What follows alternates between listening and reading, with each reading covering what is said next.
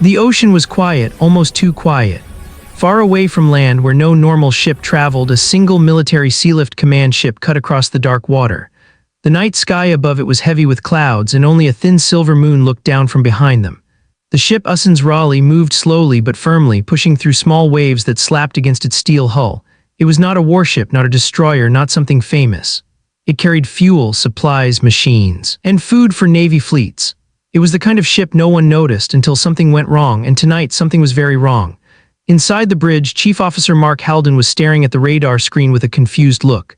He was a calm man, old school, one of those sailors who had spent more time at sea than on land. Nothing scared him easily, but now his eyes were fixed on a tiny blinking dot that had appeared out of nowhere. The dot pulsed. Once, twice, 3 times. It was sending a signal, a strange, desperate signal. "Captain, you need to see this," Mark said, trying to keep his voice steady. Captain Lorraine Huxley walked over. She was younger than Mark, but sharp and confident, trained for problems both human and technical, but even she frowned when she saw the blinking dot. "No ID code?" she asked. "None," Mark replied. "Not a ship, not a plane, not a drone. It is something else." The captain leaned closer, narrowing her eyes. "Is it moving?" Mark shook his head. "No, it's just there, floating in the middle of the deep ocean. No ships around it, no distress calls, no warning messages, but it kept blinking, a small, weak signal, almost like a whisper." Captain Huxley exhaled slowly. "Could be a damaged buoy or a lost piece of equipment." "Maybe," Mark said. He didn't sound convinced. Another officer, young and slightly nervous, looked up from his screen. "Captain, the signal just changed." Everyone turned toward him. "It's now sending a pattern like Morse code, but not exactly Morse." Mark walked over and stared at the strange dots and lines moving on the screen. "This isn't accidental," he muttered. "Someone is trying to say something." The captain crossed her arms. "Try decoding it." "We are working on it," the young officer said. The ship continued moving forward, the waves cutting along each side, but everyone on the bridge could feel it. The air was thicker, heavier. Something wasn't right. Something was out there, waiting for them, calling for them. Minutes passed. The strange blinking signal continued. Then suddenly, "Captain," the young officer shouted. It's a distress call." The captain stiffened. "A distress call from who?" The officer swallowed. "Unknown, but the meaning is clear. Help, help, help." The bridge fell into silence. The ocean outside was endless and dark. The nearest land was hundreds of miles away. No other ships were around them, not military, not commercial, not fishing vessels. And yet a desperate call for help was coming from the water ahead. "Mark," Captain Huxley said quietly, "how old is this signal?" Mark shook his head. "No idea. Could be minutes, could be hours, could even be days." He tapped the screen gently. "Whoever sent it, they might still be alive." The captain did not hesitate. "Set our course toward the signal. Slow approach, eyes open."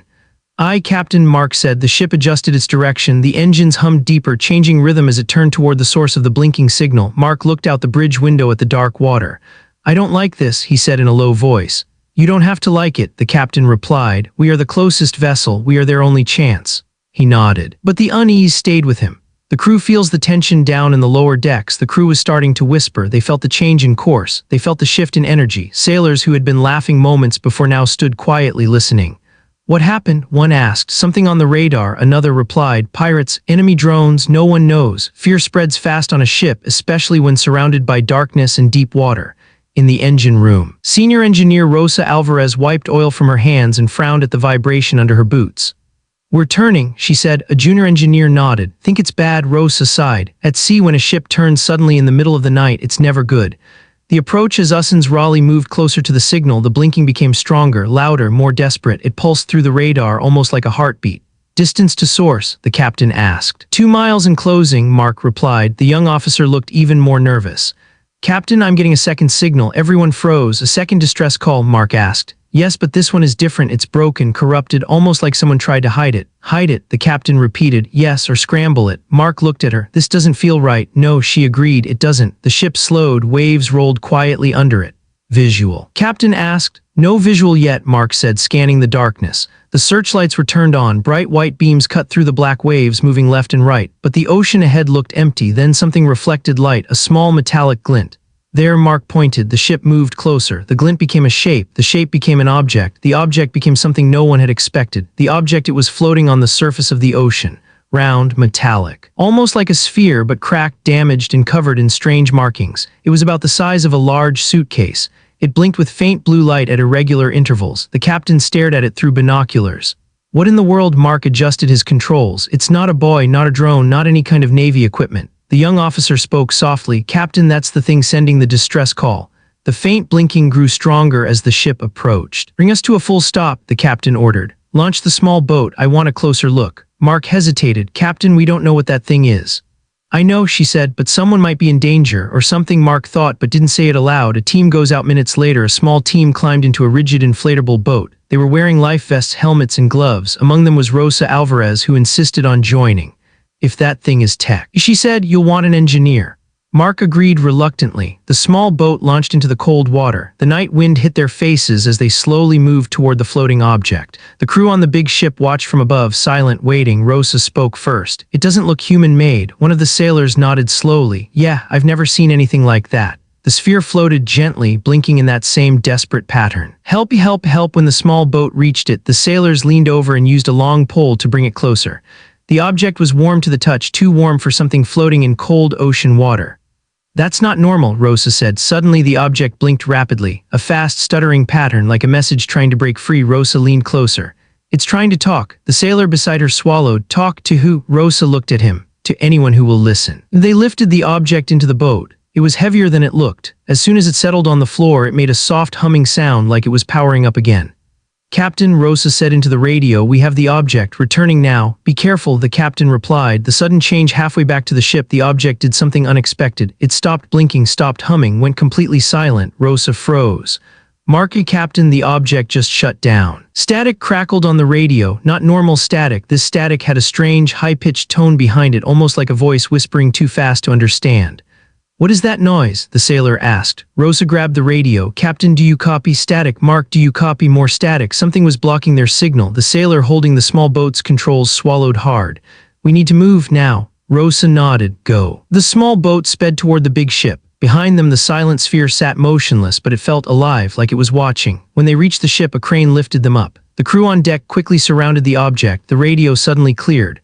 Rosa, Mark, report, the captain shouted. We have it, Captain, Rosa replied. But something is wrong with our comms, it jammed us. Get inside, the captain ordered. We need to examine that thing immediately. The crew rushed inside with the mysterious object. No one knew what it was. No one knew where it came from. No one knew what danger it carried. But everyone felt the same cold fear. This was only the beginning. The strange object was placed in the ship's small cargo lab, a room normally used for tools, boxes, and spare metal parts. Tonight, it felt more like a hospital room waiting for a patient that no one knew how to treat. The sphere sat in the middle of a steel table, still wet from the ocean. Crew members stood around it, staring like it was a sleeping animal that might wake any time. Captain Huxley entered, followed by Mark Halden and engineer Rosa Alvarez. The lights flickered slightly as they stepped inside. No one like that. The captain folded her arms. Status, Rosa stepped forward. The object shut down on the ride back, but the surface is still warm, too warm. How warm? Mark asked. Like a machine running for hours without stopping, Rosa replied. But there are no vents, no openings. I cannot see any engine.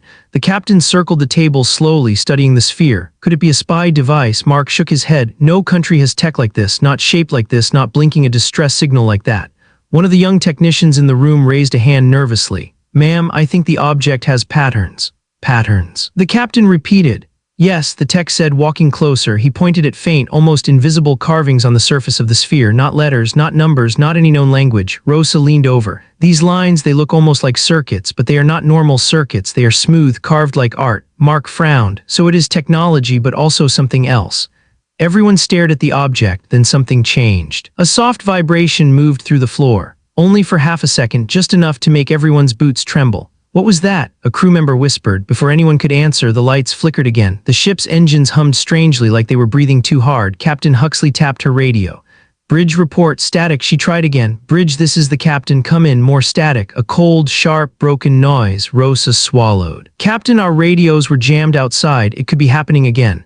Mark looked at the object. It's doing something. The captain stepped closer to the sphere. Why did you stop blinking? She whispered like she was speaking to something alive. What do you want? For a moment there was silence, then a tiny blue line appeared on the sphere's surface, thin like a hair, bright like lightning. Another line appeared, then another, then more like veins glowing under skin. Rosa stepped back. Captain, it's waking up. But the sphere didn't explode, it didn't move, it only hummed. A soft, low hum that vibrated in their bones. The hum grew louder. Mark covered his ears. It's too high, it's too sharp. Suddenly the sphere pulsed. A single flash, bright, silent, blinding white. Everyone jumped back. The lights shut off. The entire ship went dark. Only the faint blue glow from the sphere lit the room. Darkness on a Navy ship on the bridge. Alarms died. Screens blacked out. The whole ship became silent except for the sound of waves hitting the hull. Seaman Traxler slammed buttons on his console. No power, everything is dead. What about emergency backup? Another officer shouted. Traxler shook his head. Nothing, it's like something is blocking electricity from moving. The navigator stared at the dark ocean through the window. We're drifting. The officer in charge on the bridge whispered, Captain, where are you? We need orders. But the radio was dead. And something else was happening now. The radar screen, though turned off, flashed a single image. A shadow, a massive shadow. Something big was moving under the ship. Back in the lab, the sphere glowed brighter, filling the room with blue misty light. It wasn't hot, it wasn't burning anything, but it felt alive. Rosa backed away slowly. Captain, I think this thing is scanning us. For what? Mark asked. Rosa shook her head. I don't know, but look. She pointed to the blue lines crawling across the surface. It's reading the air, reading the metal, reading us. The captain breathed slowly, trying to keep control. Is it dangerous? Maybe, Rosa said, but it asked for help. Maybe it's afraid. Mark snorted. Machines don't get afraid. But Rosa didn't look convinced. This one might. Suddenly the sphere stopped glowing. The blue light faded to nothing. The hum stopped. The room became silent. Everyone froze. Then a voice spoke, a sharp, broken digital voice, but it wasn't speaking English. It wasn't speaking any language. It was repeating the same sound. Cattle, cattle, cattle. The captain raised an eyebrow. What is it saying? Rosa analyzed the rhythm. Not language, more like a name, a warning. Mark's eyes widened, or both. Then the ship shook. Everyone grabbed onto something as the room rattled like something huge had pushed the ship from below. What was that? A sailor shouted. The captain felt her pulse race. Engine room report, silence. Bridge report, silence. Rosa looked at the sphere. Captain, I think something is outside. Mark checked his handheld radio, still dead. This thing disabled our systems. It shut down the entire ship. Why? The captain stared at the sphere, her expression cold and focused. Maybe it's not attacking us. Maybe it's trying to protect itself.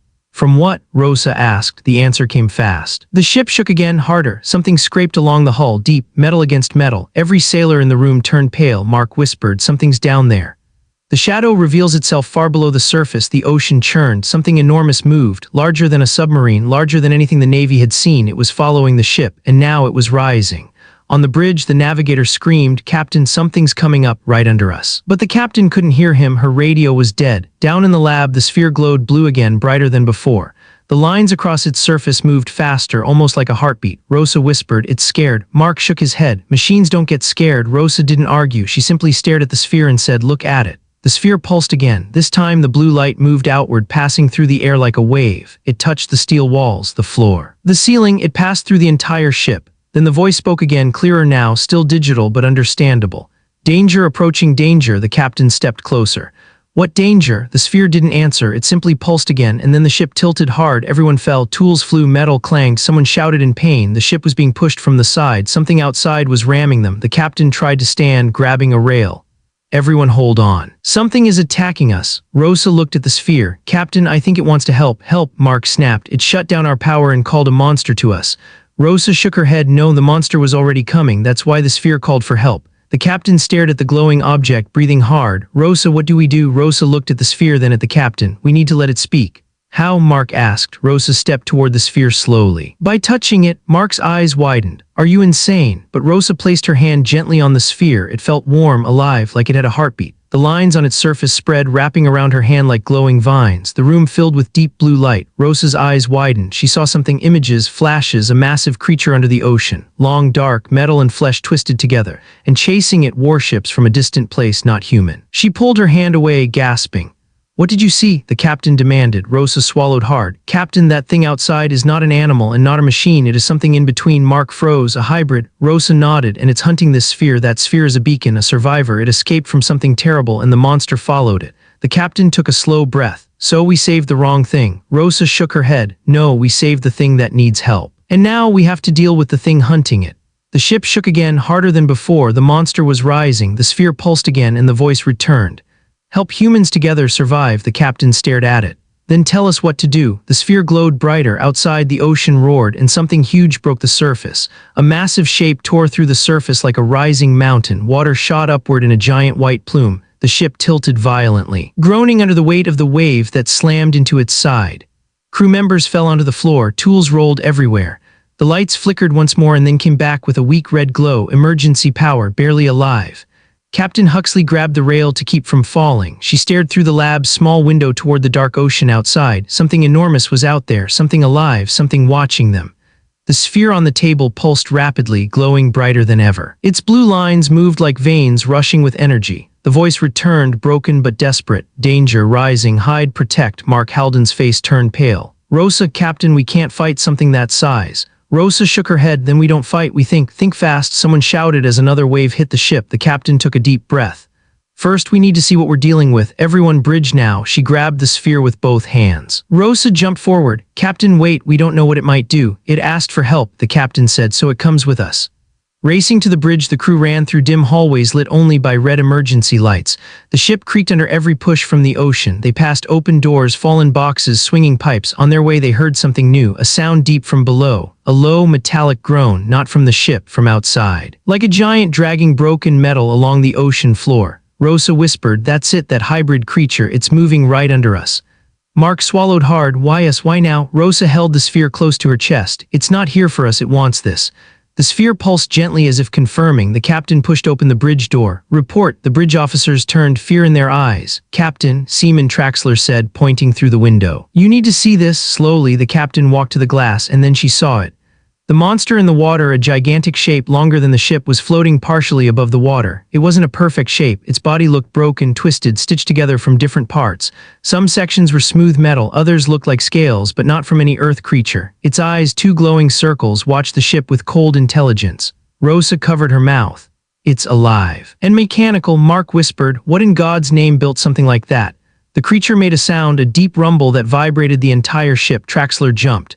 Is it talking? No, Rosa said. It's scanning. The creature lifted part of its body higher, revealing layers of metal plates with glowing symbols. Light flickered across them. Rosa recognized the symbols. They were the same ones carved into the sphere. This thing, Rosa said slowly, comes from the same origin. Mark snapped his head toward her. So that sphere and this monster are from the same place. Rosa nodded. Yes, but I think they are enemies. The sphere pulsed again, louder. Danger, danger, enemy. The monster let out a roar, a sound like tearing steel mixed with a whale's cry. The water around it churned violently. The beast began to move toward the ship, fast. The bridge shook as the captain shouted, engines online.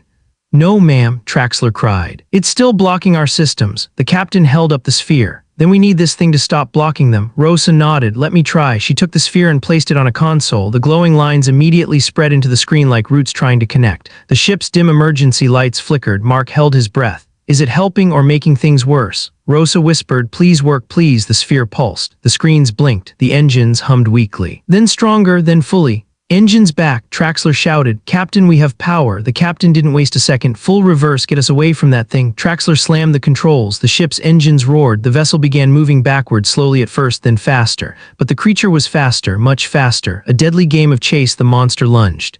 Its long, jagged body sliced through the water, racing toward the ship. Its glowing eyes narrowed like a predator ready to strike. The captain shouted, hard left, move now.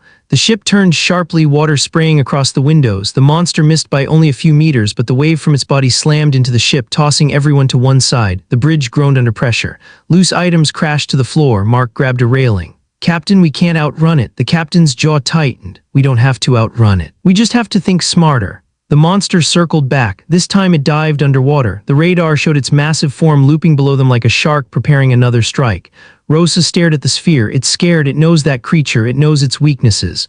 The captain leaned close to her. Ask it. Rosa closed her eyes and touched the sphere again. Images flashed bright, chaotic, fast. She saw a distant world, dark skies, tall metal towers. Creatures and machines living together. War, destruction, a monstrous hybrid breaking free, chasing survivors, chasing escape pods, one of them the sphere fleeing into space. Then the sphere spoke in Rosa's mind. Weak light overload. Rosa opened her eyes, shocked. Captain, it's weak to bright energy, light, heat. Mark blinked. Light like a spotlight. Rosa shook her head. Not normal light, intense, focused, high power. Traxler turned from his console. Captain, the auxiliary power grid is online. We can use the ship's main deck lights if we overload them. The captain nodded. Do it. Overload everything. Give me the brightest light the ship can produce. Traxler hesitated. Ma'am, that might burn the circuits. That monster will tear us apart before circuits even matter, she replied. Traxler swallowed. Yes, Captain. Preparing the light weapon. Rosa placed the sphere on the control table. Help us, she whispered. The sphere responded. Its blue veins extended into the ship's systems again. The lights grew brighter, the engines steadied, the navigation screens glowed with new clarity. The sphere was strengthening the ship, helping humans, working with them. HFY, Traxler shouted, all deck lights at full, charging. The captain stared at the radar. The monster was coming up again, closer, faster. Get ready, she said quietly.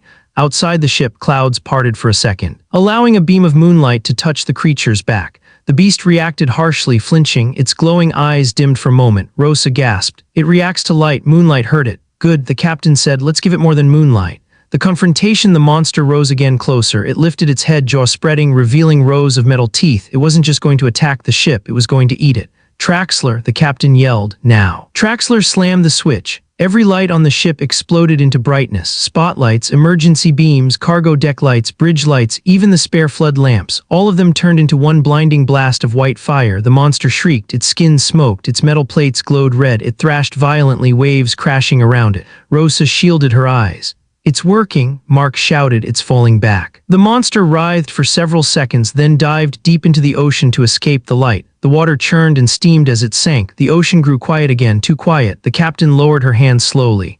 Is it gone? Traxler stared at the radar. I don't know, maybe, no sign of movement yet. Rosa held the sphere tightly, its light dimmed slowly as if exhausted. It helped us, she said, it fought with us. Mark nodded, breathing deeply. But that thing out there, it's not done.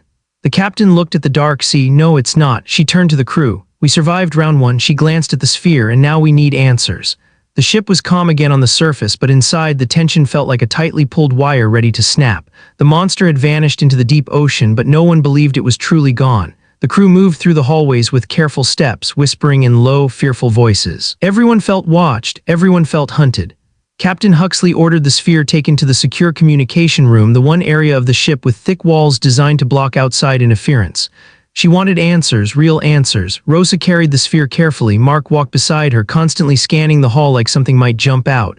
Do you think that creature will return? Mark asked quietly. Rosa didn't look up. Yes, it won't stop. Not until it destroys this thing. And us if we're in the way, Mark muttered. The sphere pulsed once, as if hearing him. Rosa whispered to it, don't worry, we will protect you. The sphere responded with a soft, warm glow. Captain Huxley led them into the communication room. Thick metal walls surrounded them. A sturdy steel door slammed shut behind them. Okay, she said firmly, it's time. We need to understand what you are. She placed the sphere on the central table. Rosa stepped back. Mark crossed his arms. The room fell silent. Then the sphere began to change. The sphere wakes up. The faint blue lines on the sphere grew brighter and brighter until the whole object glowed like a small star. The air hummed with energy. Screens on the walls flickered even though no one had touched them. Rosa felt a tremor in her bones. It's preparing to communicate. The captain nodded. Let it. The humming grew louder. A beam of blue light projected upward from the sphere, forming shapes in the air. Almost like a hologram, but smoother, more alive. The crew watched in awe as the shapes shifted into images: a dark planet, tall alien structures, a civilization of machines and living creatures working together.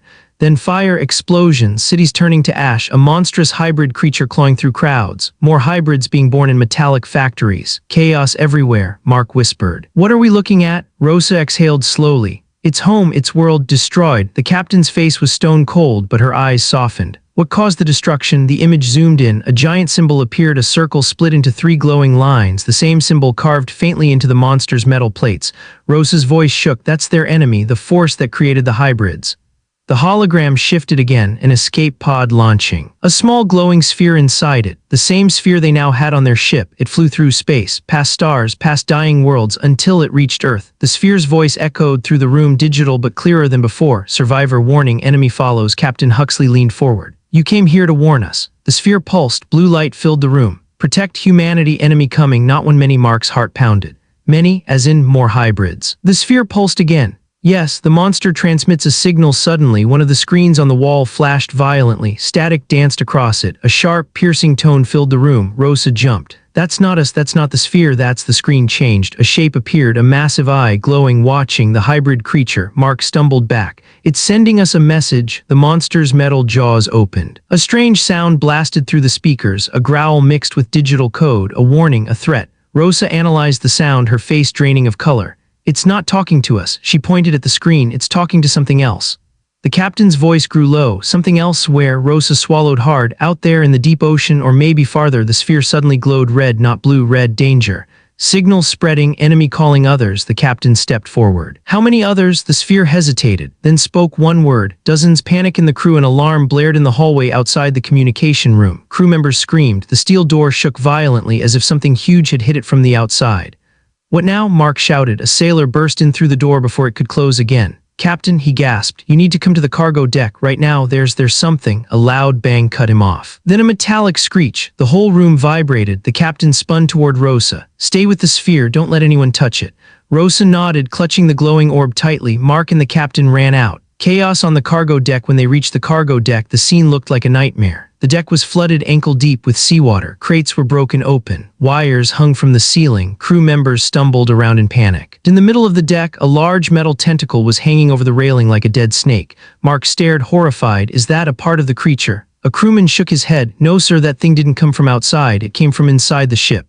Captain Huxley snapped her head toward him. "Explain." The sailor pointed to a broken storage container. "We found it in there like it grew out of the wall." Mark froze. "Grew?" The sailor nodded violently. "Yes, ma'am. It wasn't mechanical at first. It looked like flesh. Then it hardened into metal. Then it attacked us." The captain clenched her jaw. "The monster infected the ship." A horrifying thought hit Mark. "No, not the monster. The signal, the one it sent." He pointed upward. "That signal is corrupting our systems, turning metal into living hybrid parts." The captain's eyes widened. "We need to stop it before it spreads." Another loud screech echoed from deeper inside the deck. Everyone froze. The wall pulsed. A metal claw slowly pushed through the steel, bending it outward like soft clay. Mark whispered, "Oh no." Back with the sphere, Rosa sat alone in the communication room, the sphere glowing in her hands. She felt the energy inside it shifting, like it sensed danger climbing closer. "Help us," she whispered. "Please." The sphere pulsed. "Enemy inside, infection spreading." Rosa stood up. "How do we stop it?" The sphere dimmed, then brightened again. "Sever signal, destroy source." Rosa frowned. "The source? You mean the creature outside?" "Yes." Rosa shook her head. "But the captain said we can't fight it." "Not alone." Rosa's eyes narrowed. "Then how?" The sphere glowed brighter, and finally it answered. "Connect with me." Rosa stared at it. "Connect? You mean merge? Share mind, share strength, guide humans, or all will die." Rosa felt her heart pounding. This was insane, impossible, dangerous. But she didn't hesitate. She nodded. "Do it." The sphere pulsed like a heartbeat, and a beam of blue light shot into Rosa's chest. She gasped, falling to her knees as visions flooded her mind. Knowledge, memories, power, everything the sphere had seen, everything it knew. Rosa's eyes glowed bright blue. She stood up slowly. Rosa wasn't just Rosa anymore. She was something more, something human and something beyond. The monster returns on the cargo deck. The claws tore fully through the wall. The infected metal twisted into a monstrous shape, half robotic, half biological. It roared, charging toward the crew. Mark shouted, "Retreat, fall back." But before the creature could attack, a new voice echoed from behind them. "Stop." Everyone turned. Rosa stood in the doorway, glowing blue energy crackling around her. Mark whispered, "Rosa." She lifted her hand, blue light flowing from her fingers. "The sphere chose me," she said softly, "and now I choose humanity." She stepped forward. The infected creature lunged. Rosa raised her hand. A shockwave of blue energy blasted from her palm, slamming into the monster and tearing its body apart in a burst of sparks and ash. The cargo deck fell silent. Everyone stared in shock. Rosa looked at the captain and Mark. Her eyes glowed like stars. "The creature outside is calling more." Her voice was steady, powerful. "We don't have much time." Took a deep breath. "I know how to stop them." The cargo deck was silent, except for the sound of dripping water and the soft hum of Rosa's glowing aura. Her eyes were still bright blue, and the energy around her crackled like tiny sparks dancing over her skin. The crew stared at her in disbelief. Mark Halden stepped forward, his voice shaky. "Rosa, what happened to you?" Rosa turned her head slowly, her expression calm, too calm. "The sphere shared its mind with me. Its knowledge, its memories." She touched her chest gently, "and its purpose." Captain Huxley stepped closer, her tone firm but not harsh. "What purpose?" Rosa looked straight at her. "To stop the enemy from arriving on Earth." Silence filled the room. A distant metal groan echoed through the ship. The infection in the walls was still spreading. "What enemy?" Mark asked. Rosa gestured to the sphere hovering beside her. "It's people-built creatures to fight their wars, hybrids. Machines mixed with living tissue. But those hybrids grew out of control. They rebelled, they evolved, they became hunters." She pointed upward as if toward the sky. "They destroyed entire worlds." The captain tightened her jaw. "And Earth is next." Rosa nodded. "Because this sphere is here." Mark frowned. "That thing outside, it tracked the sphere to us." "Yes." Rosa's glowing eyes dimmed for a moment. "The sphere escaped their world to warn someone, anyone before the hybrids spread. Crashed into our ocean and the hunter followed." "So we're in the middle of a war we didn't start," the captain whispered. "And one we cannot ignore," Rosa finished. "The ship begins to die." A deep rumbling shook the ship again. The infected metal claws on the deck twitched, trying to regenerate. Mark cursed under his breath. "These things are growing faster now. The creature outside must be sending stronger signals." Rosa nodded. "It wants to weaken the ship before it rises again." Traxler's voice came from the intercom, panicked. "Captain, Section D's walls are moving. The infection is spreading through the ventilation." Huxley's face hardened. "Evacuate that section. Seal it now." "Yes, ma'am." Mark turned to Rosa, desperation in his voice. "You said you know how to stop the hybrids. How?" Rosa raised her hand. "Follow me." The sphere's true power. Rosa led the captain, Mark, and 2 armed sailors to the lower engineering deck. Pipes hissed with steam. The floor vibrated with every groan from the infected areas. When they reached the reactor room, Rosa stopped. The ship's energy core is the key. Mark blinked. What? That's the engine, Rosa. Not a weapon. Not normally, Rosa said, but with the sphere's help it can be. She placed the sphere against a metal panel connected to the ship's reactor. The blue veins spread instantly, tracing glowing patterns along the steel. The reactor lights doubled in brightness. The ship hummed louder. Mark stepped back. What are you doing? You're overloading the engine. No, Rosa inhaled slowly. I'm transforming it. Captain Huxley stared at them both. Explain. Rosa turned to her. The hybrids are sensitive to high-frequency light and heat. We used that already. The captain nodded. Yes, it made the creature flee. This time, Rosa said softly, we won't just make it flee, we will destroy it. Mark shook his head. With what? Lights? No, Rosa said. With this ship. The captain's eyes widened. You want to turn the ship into a weapon? Rosa nodded. Yes. Mark was horrified. That will fry our circuits, melt half the ship, kill the crew. Rosa stepped closer, her blue eyes bright and fierce. If we don't do it, the hybrid creature will call the others, more than 1,000. They will infest our oceans, our land, our world. The captain looked deeply at Rosa. There must be an... Rosa's expression softened. There is. She pointed down to the deep ocean trench below us. Mark frowned. What about it? It's where the creature is hiding now, Rosa said. The trench is full of pressure, cold, darkness, but the ship's overloaded reactor can create a massive surge of light underwater. Mark realized what she meant. You want to lure the creature under us, Rosa nodded, and then fire the reactor surge. Yes. The captain stood still for a long moment. It's unreadable. Will it work? Rosa didn't lie. If it doesn't, Earth is finished. Mark stared at her, and the ship. Rosa hesitated, then said quietly, the ship, you may not survive. Everyone froze, the crew, the captain, Mark, all of them looked at her in disbelief. Captain Huxley stepped toward her. You want us to destroy our own ship, to save humanity, Rosa said gently. Mark's voice broke. Rosa, there are 126 people on board. Rosa placed a glowing hand over her heart. I know, but if we don't stop the hybrid creature now, there will be no humans left to save. The ship groaned again. Something huge slammed into the hull from below. Everyone lost their balance. Traxler's voice crackled through the intercom again. Captain, the creature is rising. It's coming back. Rosa looked at the captain. It's your choice. The captain makes the hardest choice. Captain Huxley stood perfectly still as alarms blared around her. Water dripped from a broken pipe. The red emergency lights flickered weakly. She thought about her crew. She thought about her family. She thought about the world outside the ship, the one that had no idea what was coming. Finally, she looked at Rosa. Do it. Mark closed his eyes in pain. Rosa nodded once. Then we act now. Preparing the trap, Rosa moved like she already knew every wire and circuit. The sphere floated beside her like a guardian. She directed the sailors to reroute the reactor's power channels. Seal all decks, she told the captain. Brace for pressure waves. Turn off all outward lights. We need darkness. Mark asked quietly, why darkness? Because predators move toward the only light they see, Rosa said. We become the bait. The sphere pulsed in agreement. The ship went silent and dark. The ocean outside looked like an endless black void. Then the radar beeped. Traxler yelled from the bridge over intercom, Captain, it's right under us. The creature's moving fast straight up. Rosa placed her hand on the reactor control. Blue energy crackled up her arm. Everyone brace. The deep ocean battle. The creature broke the surface beneath the ship, lifting water high into the air. Its massive head rose. Glowing eyes burning with hunger and rage. The captain gave the order. Rosa now. Rosa unleashed the reactor surge. A blinding pillar of blue-white light shot downward through the ocean. The ship shook from the power. The creature screamed, a horrible sound that shook metal plates loose. Its skin smoked. Its metal plates melted. Its glowing eyes burst. Mark shouted over the roar, it's working. But the creature wasn't dying fast enough. It wrapped its tentacles around the hull. Pulling the ship downward, water flooded the lower decks. Alarms screamed. The captain yelled, more power. Rosa closed her eyes. I can't. The ship will tear apart. The sphere pulsed violently. More push, Rosa gasped. It wants me to give everything. Mark shouted, Rosa, no, it'll kill you. Rosa smiled sadly. It chose me because I was willing. She placed both hands on the reactor. The blue light exploded outward. The ocean lit up like the sun. The creature wailed, its body splitting apart, metal cracking, flesh burning away. It sank, defeated, dead. But so did the ship. The hull split under the pressure. Water gushed in, lights died, systems overloaded. The ship began to sink. Rosa collapsed, her glow fading. Mark ran to her.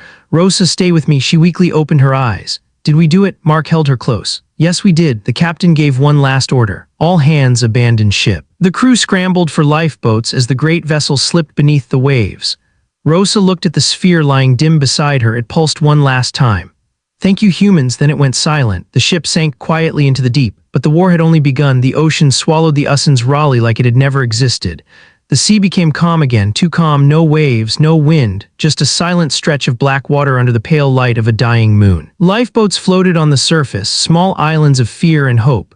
Captain Huxley stood at the edge of one lifeboat, soaked, breathing heavily, watching the place where her ship had disappeared. She felt the weight of her decision crushing her chest. 126 lives. She made the choice that saved the world but destroyed her ship. Mark Halden helped wounded crew climb into the lifeboat beside them. He kept glancing toward the water, as if expecting the monster to rise again.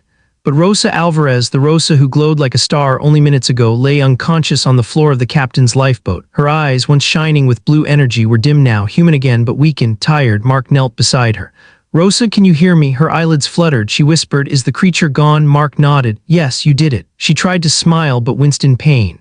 "The sphere, is it safe?" Mark slowly shook his head. "I don't know." The sphere was floating in the water nearby, dim and quiet like a dead light bulb. It bobbed gently with the waves. Captain Huxley watched it with cold suspicion. "It's quiet now, too quiet." Rosa forced herself up onto her elbows. "It used all its energy to help us, just like I did." A long silence filled the lifeboats, then distant thunder rumbled, though no storm clouds were in the sky. Mark frowned.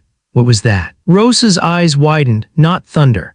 The ocean beneath them trembled, a vibration, soft, deep, not natural. Captain Huxley gripped the boat's edge. "Everyone stay alert." The sea was shifting, something else was waking, the impossible calm. For several minutes the lifeboats floated silently. The crew whispered prayers, checked injuries, and stayed close together. Every small sound made them flinch. Then the radio crackled, a dry, broken whisper, then more static. Mark grabbed the radio. "This is Mark Halden of the Ussens Raleigh. Are there any Navy ships nearby? We need assistance." Static answered. The signal sounded strange, distorted. It didn't feel like simple interference. Rosa slowly sat up. "The deep ocean is not calm. Something is still down there." Captain Huxley's face hardened. "Another hybrid?" Rosa shook her head weakly. "No, something older." Mark shot her a confused look. "Older, what do you mean?" Rosa pointed at the dim sphere. "It shared more with me than you know. There were things even the sphere feared, things from before its planet fell." The ocean vibrated again, soft at first, then stronger. Waves started forming. Rosa grabbed Mark's arm. "We need to move now." But before the captain could give an order, a thin column of water shot upward from the sea like a needle, then another and another, dozens, hundreds, all around the lifeboats. The water wasn't being pushed. It was being pulled upward. Mark gasped. "What is happening?" Rosa's voice trembled. "Something is drawing the ocean upward, searching." Captain Huxley stared at the sphere floating mid-water. "It's searching for that." The sphere glowed faintly, just a small heartbeat of blue light, enough to reveal it wasn't dead, just resting, and that single faint pulse was enough to call something else, something enormous. The return of the message suddenly. The sphere floated upward off the water, defying gravity. It hung in the air above the lifeboats. The crew panicked. Mark shouted, "Rosa, what's it doing?" Rosa shook her head in fear. "It's not doing anything. Something is calling it." The sphere pulsed again. A voice whispered through the air, not the sphere's voice, not a human voice, something much older. "Survivor, we hear you." Everyone froze. Mark whispered, "Did that come from the sky?" Rosa shook her head. "No," she pointed downward. "It came from below." The ocean surface burst apart. A gigantic shadow rose, not a creature, not a hybrid, but a perfect geometric shape. A colossal black triangle, smooth and silent, the size of a small town, emerged from deep below, water falling off its edges like cascading waterfalls. Captain Huxley stepped back in shock. What is that?" Rosa's voice barely escaped her mouth. "It's a ship." Mark swallowed hard. "Not a human one." The black triangle hovered inches above the water. It made no sound, no wind, no vibration. It simply existed, like a piece of the night sky had broken off and risen from the sea. The sphere flew toward it as if greeting family. Rosa squeezed her eyes shut. "This is impossible. I thought they were all gone." The captain turned sharply. "Who?" Rosa opened her glowing blue eyes. "The creators of the sphere." The truth, no human wanted. A beam of pale light shined down from the underside of the giant triangle, scanning the lifeboats gently. The crew shielded their eyes but did not feel heat or pain, just warmth. Then a voice echoed through the entire sea, deep, calm, ancient. "Humans, you protected our last memory." The water rippled in response. "The enemy that hunted us now hunts you." Captain Huxley shouted upward. "Why are you here? Are you here to help us?" There was a long pause, too long, then no. The lifeboats rocked dangerously. Mark stepped forward. "Why not? We saved your sphere." The voice replied, "We cannot interfere. The enemy follows only destruction." Rosa's heart dropped. "You won't help us stop the hybrids?" The answer was immediate. "You already stopped one." The captain clenched her fists. "There are more coming." "Yes." Mark's voice cracked. "Then help us fight them. You must learn to fight them yourselves." The giant black ship hovered closer. Its shadow drowned the lifeboats in darkness. We came not to save you but to test you." Captain Huxley's eyes widened. "Test us?" Rosa felt cold fear spreading through her body. The sphere wasn't a warning, her voice trembled. It was a test. The ocean went silent, the voice confirmed. "Only a species strong enough to destroy the first hunter will survive the next wave," Mark shouted. "The next wave? When?" The answer chilled every soul on the lifeboats. "They are already on their way." Rosa stared in horror. "How many?" The voice paused, then spoke. A fleet, the farewell and the threat light beams shot from the black triangle, lifting the sphere upward. Rosa reached out instinctively. "Wait, no, don't take it." The sphere pulsed once, soft, almost sad, then it said, "Thank you, Rosa, humanity strong," and it vanished into the belly of the alien ship. The triangle slowly sank back beneath the ocean. Silent, cold, uncaring, leaving the humans alone again. The new fear, the water calmed instantly. The moon reflected on the sea again as if nothing happened. Crew members cried softly, others stared in silent fear. Mark whispered, "They left us to fight alone." Rosa closed her eyes. "No, they left us because humans scared them." Captain Huxley turned slowly. "Scared them?" Rosa nodded. "We destroyed a hybrid hunter with nothing but a ship and human willpower. Their species couldn't do that, not without heavy weapons." She looked up at the sky. "That's why they tested us." Mark swallowed hard. "And the test isn't over." Rosa's voice trembled. "No, it's just beginning." Captain Huxley clenched her fists, determination burning in her eyes. "Then we warn the Navy, we warn every country, every ship, every human on Earth." The lifeboats drifted toward the horizon as dawn slowly rose. "Because whatever is coming," she looked at her crew, "we will face it together." Rosa whispered one last sentence, staring at the sky. "They're not coming to explore, they are coming to finish what they started." Dawn slowly crept across the sea, painting the horizon with soft orange light. It should have been beautiful, it should have felt peaceful. But for the surviving crew of the USS Raleigh, dawn felt like a warning. The lifeboats drifted toward the approaching coastline. Mountains rose in the distance, birds circled above. A few fishing boats appeared far away, normal life. The world looked calm, but the crew knew the truth. The world was not calm, the world was not safe, the world was in danger and didn't even know it. Captain Huxley looked at her tired crew, their clothes torn, their faces pale, their eyes hollow, but they were alive, and she would get them home. Mark sat beside Rosa, who leaned weakly against the lifeboat wall. Her skin was cold, her hands trembled, the blue glow in her eyes had vanished, replaced with exhaustion. Mark gently touched her shoulder. "You saved us, all of us." Rosa shook her head. "I didn't save anyone alone, we all survived because of each other." Mark swallowed hard, but that alien ship that was beyond anything humans have seen, beyond Earth, beyond science. Rosa nodded slowly. "And that was not the enemy, only the Watchers." The word Watchers sent a shiver through Mark's spine. "The radio comes alive." Suddenly, the radio crackled. Mark grabbed it. "This is Mark Halden of the USS Raleigh. We need immediate rescue. Survivors in lifeboats." A voice cut him off, a deep official Navy voice. "Raleigh crew, this is USS Trenton. We have your location. Hold position. Rescue teams inbound." Captain Huxley exhaled with relief. Finally, help. But Rosa felt something else, a pressure in her chest, like the world was about to shift again. Mark noticed her expression. "Rosa, what's wrong?" She stared at the water. "Something isn't right." Mark looked around. "What do you mean? The creature is gone, the alien ship is gone, we're safe." Rosa shook her head slowly. "No, Mark, we are not safe, we passed the test." She looked out toward the open ocean, and now the real exam begins. The ocean grew quiet again. Too quiet, even the birds stopped chirping.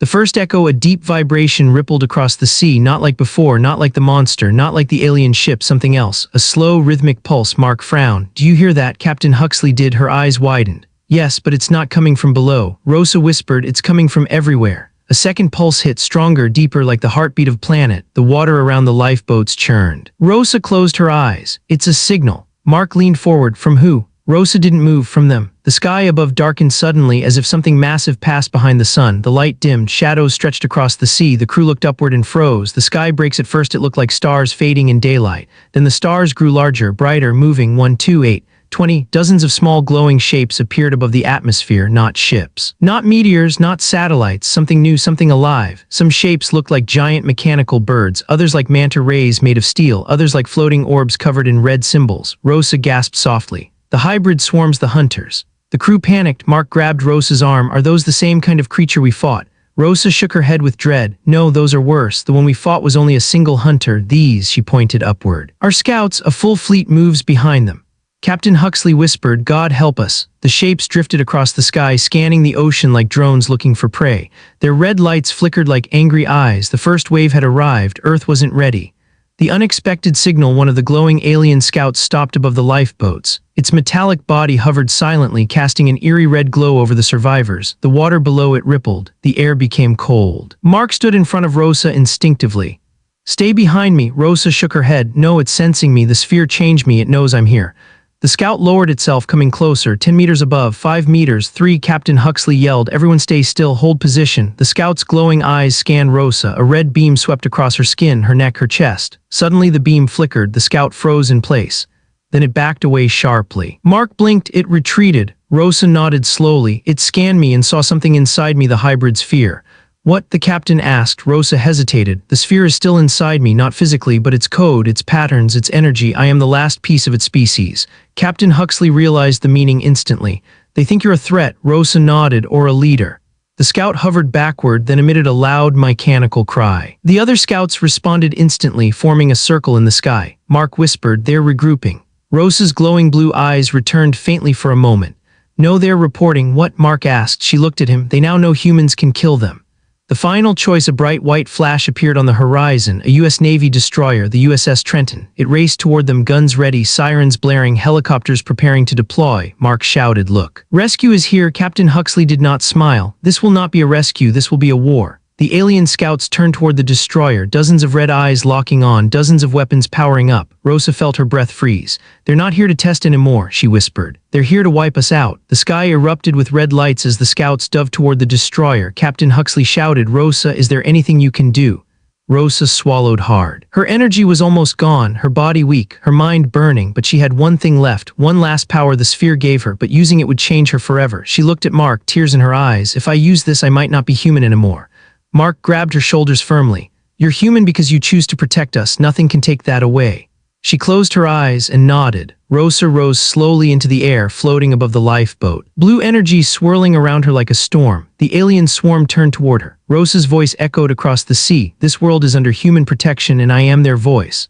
Her body exploded in a burst of blue light. A shockwave blasted across the sky. Every alien scout froze midair. Their red lights flickered. Their bodies shook violently, then shattered like glass. Pieces rained down into the sea. Silence fell. Rosa collapsed into Mark's arms, unconscious but alive. Captain Huxley stared at the sky, voice trembling. If that was only the scouts, Mark finished her sentence quietly. Then we need to prepare for the fleet. Rosa whispered, barely awake, and we will because humans don't run, humans rise. And the horizon glowed as the USS Trenton approached, unaware of the cosmic war that had just begun.